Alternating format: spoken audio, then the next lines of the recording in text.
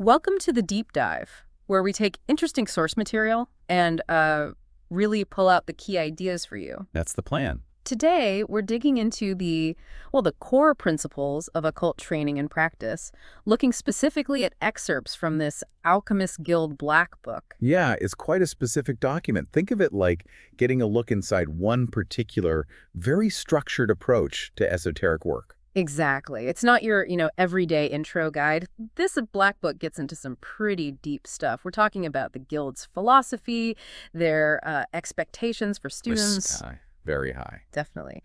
And the importance they place on discipline, this thing they call the mage's ethic. Plus, their specific takes on magic with a K, we should note, and alchemy. Right. And why they believe having a tutor is so crucial, which is interesting in today's world. And then there are the practical techniques like trance work and analyzing dreams. It all seems tied together by this core idea they have that a lot of standard occult training maybe isn't hitting the mark anymore. That's their perspective, yeah. They believe the standards need raising to help people reach genuinely advanced states of consciousness and, achieve real magical results. They seem to think something's been lost in mainstream esotericism. So that leads to some interesting questions for us to unpack, doesn't it? Like, why this intense focus on results? What's the actual difference between this operative and speculative alchemy they mention? Why is it so important? And the tutor-student thing, definitely. Why is that relationship so non-negotiable for them? And trance work. What exactly is that in their system, and how does it connect to understanding, the unconscious mind? Okay. Let's get into it. So, first off, the Guild is very upfront about not just wanting to repeat what everyone else is doing. Right, they see a gap. They do. They feel that many systems today don't really have a solid pathway to guide students towards, advanced awareness and the reliable practice of actual magic.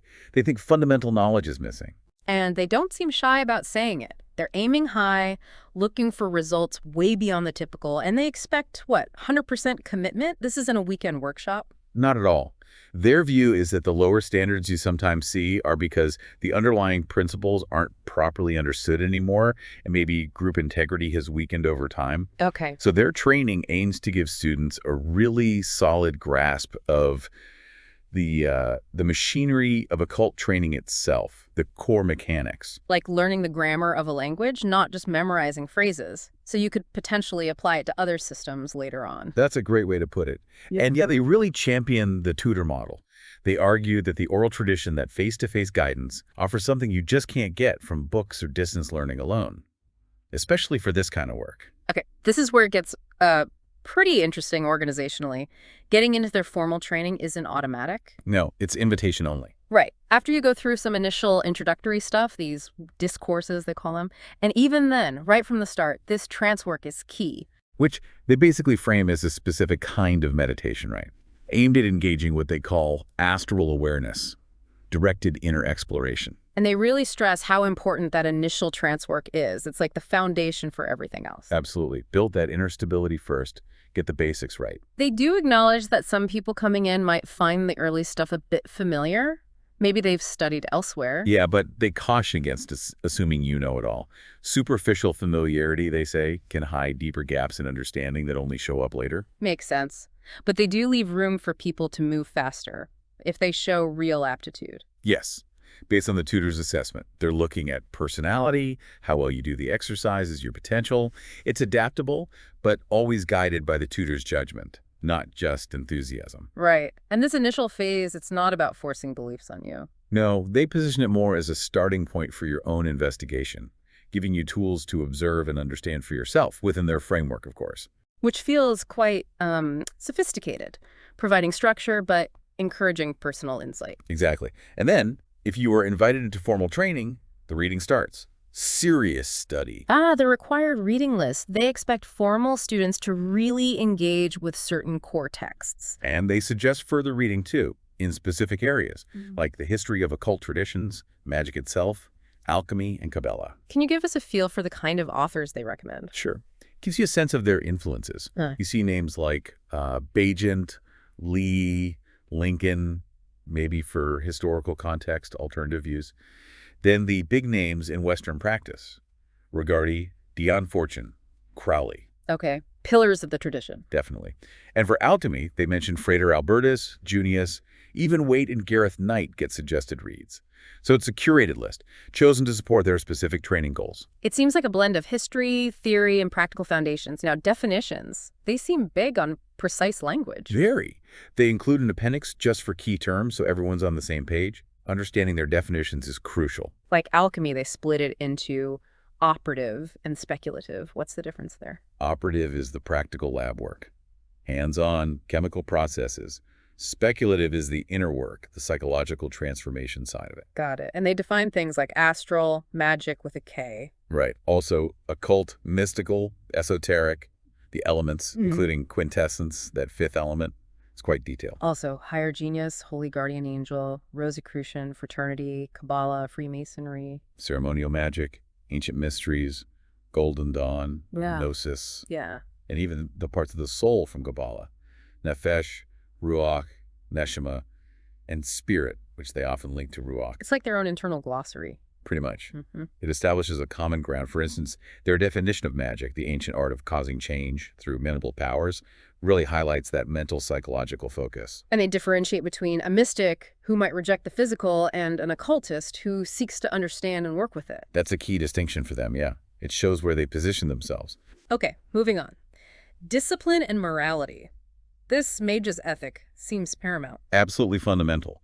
They draw a direct line to Freemasonry's principles here, acknowledging its influence. Why is it so important in their view?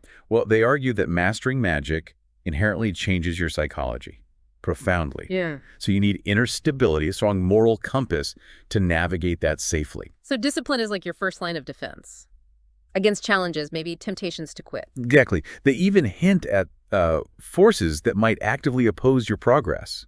It implies this isn't an easy path. You need resilience. They also seem aware that the early stages might not feel instantly amazing. Right. Doubts can creep in. Things might seem tedious. That's where the ethic comes in. Accepting it is what sets the formal initiate apart from, as they put it, homo normalis. It's a dedication to seeking liberation from ignorance. So it's a deep commitment, not just learning techniques, which leads naturally to the purpose behind it all, the great work. Yeah. They acknowledge that historically magic might have been about controlling the outside world, but for them, the modern focus is internal. Liberation from ignorance, mastering oneself. Precisely. Attaining truth, aligning your will with the divine will, however you conceive that. They actively disagree with the idea that magic is mainly about manipulating reality for personal gain. Their view seems more altruistic, acquiring wisdom to help humanity evolve. That's the stated goal. It's a broader vision. And how do they think magic actually works? What's the model? Their core belief is that the physical universe we see depends on an underlying reality, the astral universe. Okay. And this astral realm, they say, is composed of a kind of mind stuff, something pliable that the trained human mind can interact with and shape using the right tools and methods. So the mage needs to understand this astral world, its laws, and then learn how to actually do things there. That's the core task. Understand the theory, then develop the practical application. And they note that a lot of this practical knowledge used to be hidden in symbols and allegory in old texts. And they expect results, right? They say a real mage should have tangible abilities. Yes. Clairvoyance, telepathy, affecting matter, accessing hidden knowledge, healing. If you don't have those, in their view, you're still a student. The ultimate goal is manipulating that astral substance skillfully to change reality. Which brings us to willpower and imagination, the keys to the kingdom, apparently. The absolute keys, according to the Guild. Discipline is how you train the will, sticking to practices, schedules, the small things add up. And imagination isn't just seeing pictures in your head. No, it's much richer. Engaging all the senses internally, sight, sound, feeling, taste, smell. They also talk about how we tend to favor one sense visual, auditory, or kinesthetic, feeling-based. And knowing your own bias helps. Crucially, especially for altered states like astral projection. Mastering magic, for them, involves knowing your primary astral sense and learning to use it effectively to act within that astral realm. They also mention occult psychology being somewhat lost and then rediscovered. Yeah, they credit the Golden Dawn with re-emphasizing the link between psychology and magic. It's clearly important to the Guild. Didn't Rigardi suggest psychoanalysis for occultists? He did, and the Guild seems to agree with the sentiment. They integrate practical psychology and theory into their training. Knowing yourself, your blocks, your patterns is vital. For personal progress and for the group dynamic, too. Exactly. For spotting problems, preventing issues, and contributing positively. They recommend looking into Jung alongside occult writers like Rigardi and Fortune for this. Okay, let's talk about the general philosophy of magic. The idea that physical reality isn't the only reality. Right, that's a common thread in most magical systems. They might call it different things, other worlds, planes, but the core idea is similar. That there's another level of existence, and that's where magic comes from. And it's linked to our world. Yes. And often there's a belief that this other world isn't empty. It's inhabited by non-physical beings or intelligences. And the Western term is usually the astral plane. Typically, yeah. Derived from the sidereal universe, the starry realm. So the ancient quest was about finding the way between these worlds. Learning to travel safely, understanding that other reality, its connection to ours. And developing the tools to actually interact with it, to influence the astral. That was the goal. Now, alchemy, you mentioned it's central to their advanced training. Very central. And they immediately split it, operative and speculative. We touched on that. Operative lab work, speculative inner psychology. Exactly. And they stress you really need both for success. They also point to the traditional way alchemy was taught. The live-and-apprentice model. Often, yes. Because operative work can be incredibly demanding, like keeping the athanor or the furnace at a constant heat for days or weeks. It required total dedication. Wow, okay. What about astral influences? They talk about astrology. They define it as the science of cycles, the relationships between astral forces. They use an analogy. Imagine a room filled with 23 different colored light fields constantly shifting and interacting. That's kind of like their picture of the astral. And these cycles relate to planets and zodiac signs. That's the traditional link. The movements in the sky are like a big clock telling astral time, indicating which forces are dominant. Alchemists use this to understand physical phenomena, like timing their lab work with the seasons. But the guild is wary of modern astrology. Very. They consider it largely corrupted, that much true knowledge has been lost.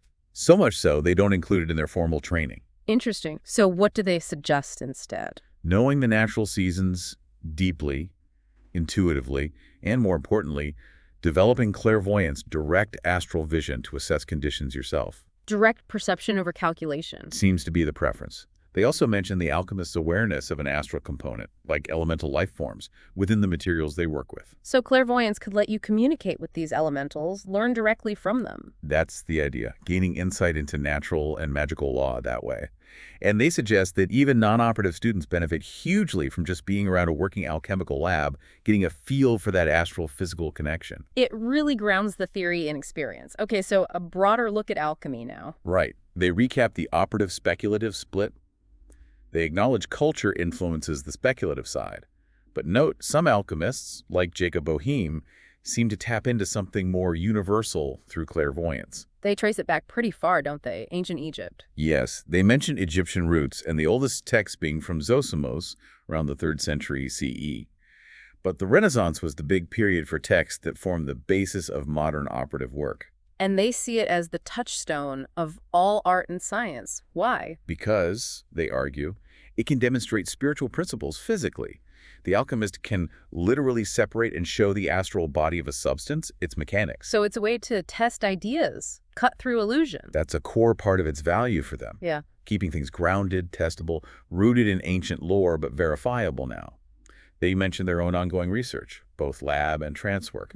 Alchemy is clearly central. It's in their name, after all. But they know most students won't do the full lab work. Right. So for most, the alchemical principles get expressed and worked with through magical training, the internal psychological alchemy. So summing up alchemy for them. It's an art and a science, based on observing nature physically and psychically, leading to understanding human origins, evolution, and how to work with nature, even surpass it, with applications mostly in pharmacology and psychology. Which leads into the philosophy of alchemy, the fall, and purification. The basic idea here is humanity and matter started out pure. The fall wasn't maybe one event, but humans starting a process that led to incarnation, getting denser bodies. But the pure core is still there, hidden inside. Yes.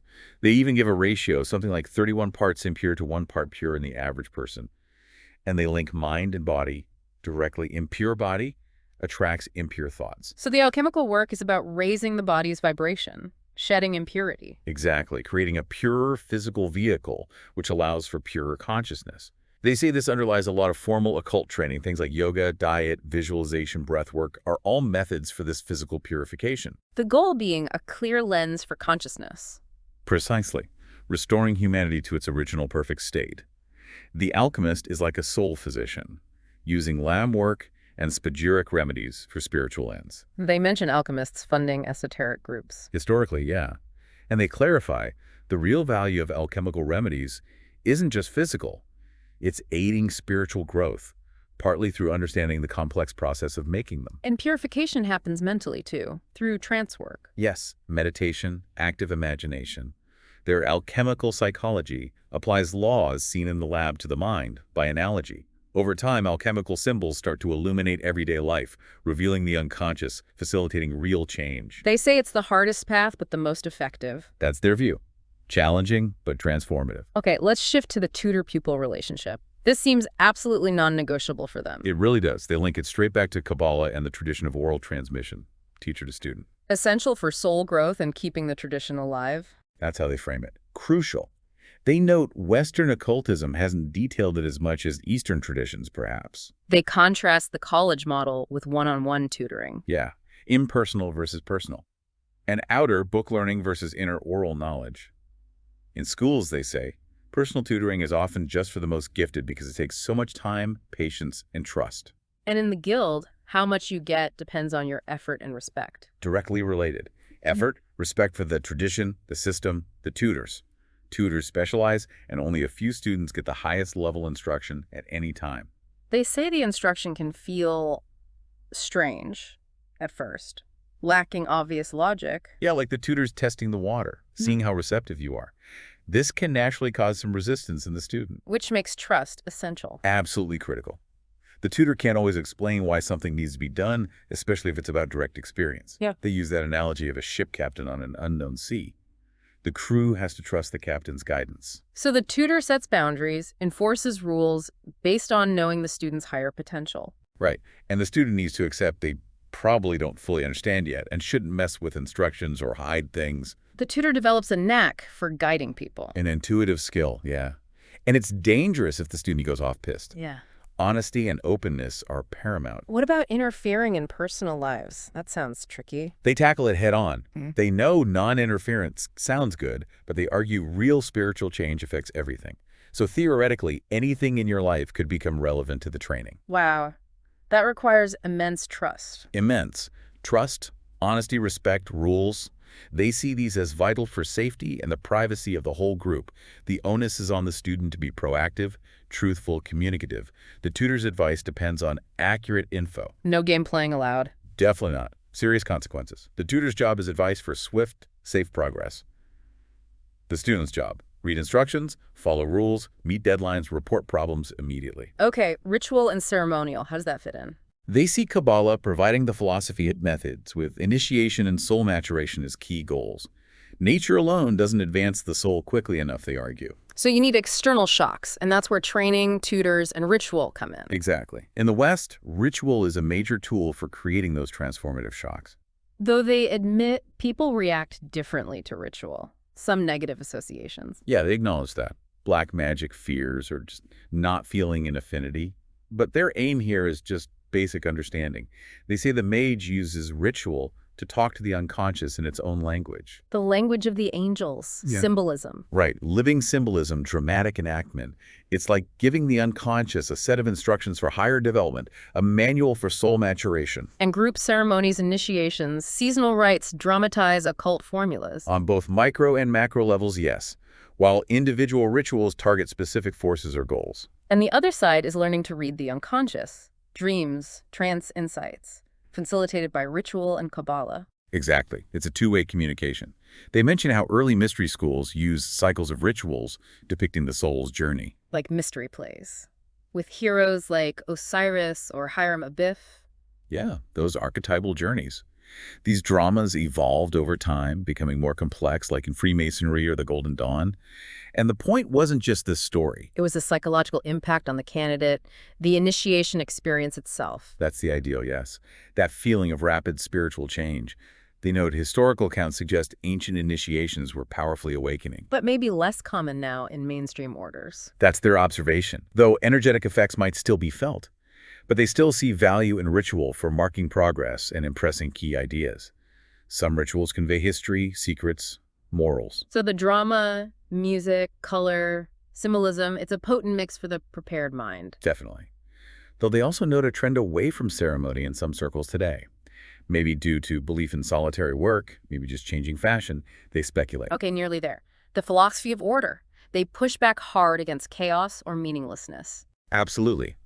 Their fundamental assertion is that the primary law of the universe is order. There's a reason for everything, a purpose behind all creation, even if it's not obvious. And knowing this order is key to mastering reality, and why initiation is important. Yes. Formal training aims to give you the tools to perceive this underlying order, so you can participate in the greater plan, align with the Creator's will. And the results of that alignment are positive. Purpose, happiness, health, enthusiasm, achieving more. That's the idea. And how do you find this order? Through the holographic principle, as above, so below. Which connects back to alchemy. Exactly. The drive to strip away the non-essential in matter, to find the pure, simple substance containing nature's core laws, the primal formulae. The three alchemical principles, separation, purification, cohabation, they see these as fundamental to all natural evolution. So alchemists learn these universal laws in the lab, then apply them to the mind and soul. Yes, leading to a complete science of the soul for rapid growth and unlocking potential. The Guild claims inherited knowledge of this analogy between operative alchemy, like physics, chemistry, and magic, psychology. Knowledge refined through practice and comparison with past masters. That's what they state. Their founders observed processes in the lab, applied them mentally via analogy, and that formed their understanding of initiation. Okay, and finally, they frame the psyche using Kabbalah, the three parts of the soul.